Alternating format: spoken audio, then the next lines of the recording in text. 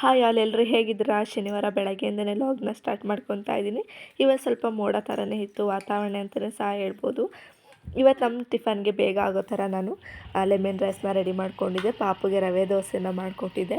ರವೆ ದೋಸೆ ಕೊಡೋದ್ರಿಂದ ಮಕ್ಕಳಿಗೆ ತುಂಬಾ ಹೆಲ್ತಿಗೆ ತುಂಬಾ ಚೆನ್ನಾಗಿರುತ್ತೆ ಅಂತಲೇ ಸಹ ಹೇಳ್ಬೋದು. ಇವತ್ತು ನಾನು ಸ್ವಲ್ಪ ಊರಿಗೆ ಹೋಗಬೇಕಿತ್ತು, ಅದಕ್ಕೋಸ್ಕರನೇ ಬೇಗ ಕ್ವಿಕ್ಕಾಗಿ ರೆಡಿಯಾಗಿ ಹೋಗ್ತಾ ಇದ್ದೆ. ಅಲ್ಲಿ ಬಸ್ ಸ್ಟಾಪಿಗೆ ಬಿಡಿಸ್ಕೊಳ್ಳೋಣ ಅಂತ ಹೋಗ್ತಾ ಇದ್ದೀನಿ. ಅಲ್ಲಿಂದ ಬಸ್ಸಲ್ಲೇ ಹೋಗೋಣ ಅಂದ್ಕೊಂಡೆ. ಇವತ್ತು ತುಂಬಾ ಮಳೆ ಬರ್ತಾ ಇತ್ತಲ್ಲ, ಸುಮ್ಮನೆ ಪಾಪುನ ನೆನೆಸ್ಕೊಂಡು ನಾವು ನೆಂದು ಏನಕ್ಕೆ ಬೇಕು ಅಂತ ಬಸ್ಸಿಗೆ ಬಂದೆ.